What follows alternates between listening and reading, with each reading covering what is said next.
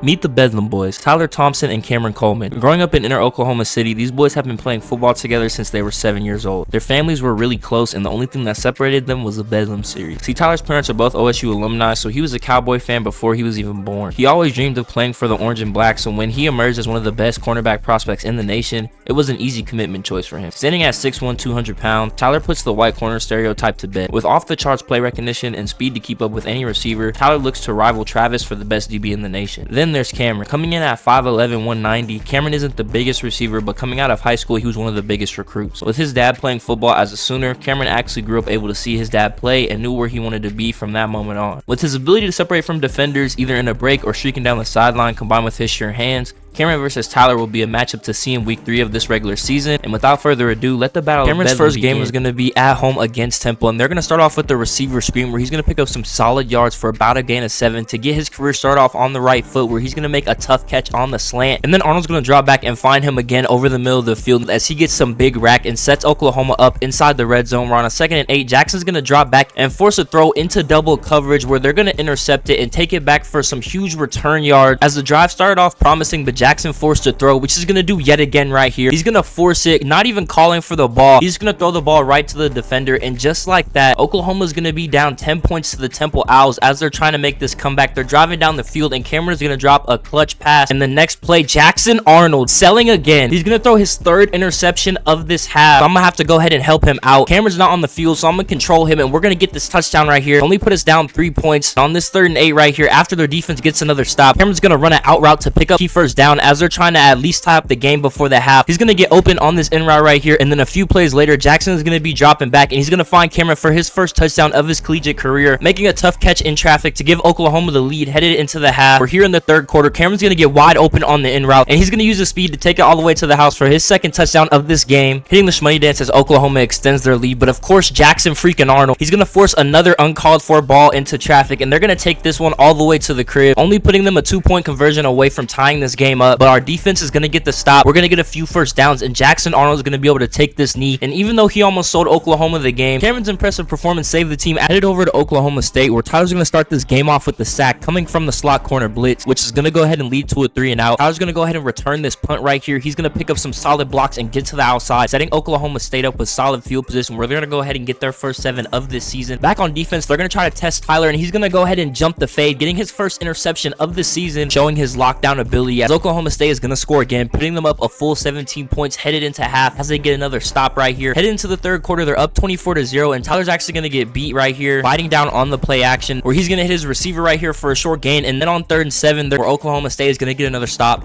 only holding them to 3. So as the 4th quarter is coming to a close, they're going to go ahead and get another interception, and they're going to take this all the way back to the house for a pick 6. Oklahoma State is just absolutely running away with this game against the Sharks, and it's not going to stop here, as they're going to get yet another interception as the Sharks try to drive down the field. That's going to be the icing on the cake, giving Oklahoma State a 1-0 start. As we head back to Oklahoma, where Cameron's going to catch the slant from Jackson to start them off on the right foot, and hopefully Jackson actually plays some good football this game, hitting Cameron for back-to-back completions, where he's then going to throw away our 3rd down opportunity, forcing us to take 3, and then Houston's going to get 7, and then down a score right here, Jackson's going to force another uncalled for ball into double coverage, and U of H is going to get their first interception of this game. Thankfully, their defense gets a stop, and then Jackson's able to find Cameron right here on the out route, and then the next play, he's able to find him again on the end to set them up with good field position, where he's then able to find Burks to get into the end zone. Their defense is going to get a great stop to give them another touchdown, so they can go up by 2 scores on U of H. As Jackson Arnold takes this last knee, and Oklahoma improves to 2-0 on the season. Then back to Oklahoma State, where they're going to have a tough Arkansas matchup, as Taylor Green is going to break a sack and go ahead and scramble for this first down. Where the next play, they're going to go ahead and go with the jet sweep and get their first touchdown, getting the lead, and then they're going to get a stop. So here down 7-0, the Cowboys are looking for a stop, and they're going to get one right here, as Tyler's going to go ahead and jump the post route, giving him another interception early on this season, giving Oklahoma State the stop they needed to go ahead and get some points. They're still down a score, as their offense was only able to get 3, but they're able to get another stop here on this 3rd and 10, where their offense is then going to come up empty. So back here on defense, Tyler's going to go ahead and give them another chance, getting his 2nd interception of this game, his 2nd interception of the first half, trying to help the Cowboys out in this game, as they're finally going to get their first 7, taking the lead late. But then Taylor Green is going to go deep in the 4th quarter, and they're going to get a first down, putting them inside the red zone with only 2 minutes to go. They're going to go ahead and throw this bubble to give them a 1st and goal, where Taylor's going to find the tight end on the flat. He's going to dive into the end zone to go ahead and give Arkansas the lead back late, but Oklahoma State is actually going to go ahead and score again. So with only a minute left, Arkansas is trying to score. Tyler is taking the play off right here, but they're able to get the sack anyway, and then we're going to go to a 3rd and 1 where Taylor Green is going to find his receiver to move the chains as they call their first timeout, and he's going to go deep and find his receiver in the seam on this post route to set them up right outside the end zone as time is winding down. But Oklahoma State is going to get the clutch tackle, so now it's going to be up to the kicker to send this game to overtime, and he's actually going to miss. The Cowboys are going to escape this game by a 3-point margin and improve to 2-0 on the season behind Tyler's great defensive performance as we head to the Battle of Bedlam already in week 3. We're going to go ahead and get the rivalry out the way. 10th ranked Oklahoma versus 14th ranked Oklahoma State. Both teams 2-0 as Oklahoma is driving down the field, and Jackson is going to hand it off to Sawchuck, and he's going to pick up some solid yards right here to set them up right outside the 10-yard line, where Jackson is going to drop back and find the tight end as Oklahoma's offense actually looks good for once, and they're going to score first on this game. Oklahoma State is going to score right back though, so on a 3rd and 5, they're trying to keep the drive alive, but Tyler's going to play complete lockdown defense on Cameron, where Tyler's going to play lockdown defense on Cameron right here to force another punt where OK State is going to get another 7, and then of course Jackson Arnold's going to sell again, throwing the ball right to the Oklahoma State defense for no reason at all as we're already in the 3rd quarter, and Oklahoma State is going to go ahead and get another touchdown right here to Ollie Gordon, further extending their lead as Tyler has been locking up Cameron all game, and then Jackson throwing these stupid passes isn't making Oklahoma's time any easier trying to come back in this game, as this would be the icer. Oklahoma State is going to take the Bedlam series 28-7 in an anticlimactic first matchup between the two prospects, as Jackson Arnold is going to need to get his shit together, but Tyler Thompson and Oklahoma State look like a force so far. Headed into our next game, where Oklahoma is desperately trying to bounce back against Tennessee. He's going to be able to hit Cameron right there for a first down, where a few plays later he's going to find Cameron again. 2nd and goal, Jackson is going to drop back and actually make a good throw, giving Oklahoma the early lead and then holding Tennessee to 3, where he's going to find Cameron again on the out route, beating his man to the outside and then spinning back in, giving them about a gain of 15 yards as he already has 8 receptions here through the 2nd quarter. But then of course Jackson Arnold is going to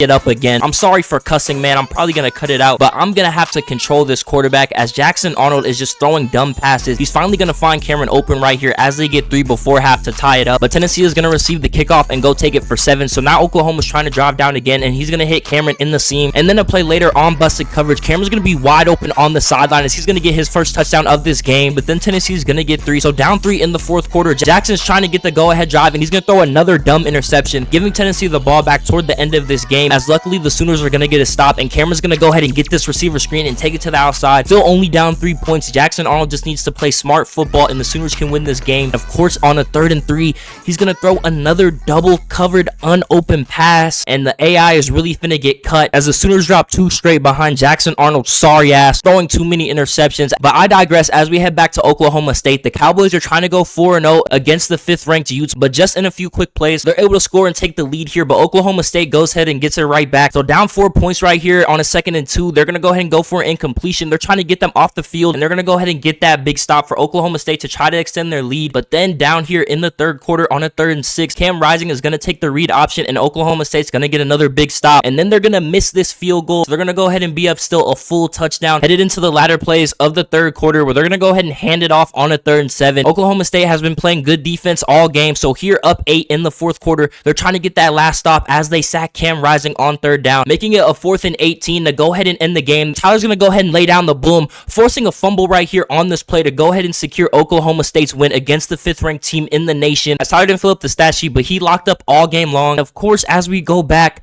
Jackson is already throwing a pick 6, so you know what? I'm tired of this. For this game, I'm Jackson Arnold. Let's get it. I'm dropping back in the pocket, and I'm able to find my tight end Sharp. He's able to pick up a big gain and get out of bounds to get us past the 50-yard line, where I'm going to drop back and find Cameron on the crosser. He's going to go ahead and pick up some good rack and set us up well within the red zone, where I go ahead and find Sharp again. He's going to go ahead and fall forward to give us a 1st and goal from the 1. We're just going to go ahead and hand it to Sawchuck for our first points of this game. Jackson's going to be rolling to his right, and he's able to find Farouk for another big game. And for some reason, it's looking like Jackson Arnold is actually a real quarterback this game. Maybe it's because I'm controlling him, as he's going to get another 1st down to Cameron and then find Sharp again. He's going to go ahead and give them another 1st down. And then here at the 20-yard line, Jackson's going to drop back and find Farouk yet again. And the next play, they're just going to go ahead and give it to the backup running back as he barrels into the end zone. And then Auburn's going to go ahead and get 3. 3. So we're going to go ahead and try to tie up this game before halftime. Cameron's going to be wide open on the in route, and then he's going to spin inside to go ahead and pick up some extra yards to get us past midfield. But we're going to go ahead and drop back again and then find Farouk running across the middle of the field to pick up some big yards and set us up with a 1st and goal where Jackson's going to roll to his right and find Cameron wide open, beating his man on the drag, giving Oklahoma State the lead back in this game. Headed into the 3rd quarter where Auburn is going to strike back and Cameron's going to make a big catch on this comeback on 3rd and 10 to move the chains. Jackson's going to be moving to his right and he's able to find Cameron again as he's been coming up big these past couple drives, and Jackson's going to drop back and find Farouk again to give them yet another 1st and goal as Cameron and Farouk are looking like one of the best receiver duos in the nation. Jackson's going to go ahead and get himself his own touchdown running into the end zone on a 3rd and goal to extend Oklahoma's lead. He's going to hit Farouk again, who's also having a big game as the 3rd quarter is coming to a close. Jackson's rolling to his right and he's able to find Cameron to set them up with yet another 1st and goal where they're only going to get 3 points, but their defense is going to get a stop. And then here on this 3rd and 11, Cameron beats his man and is wide open, and of course,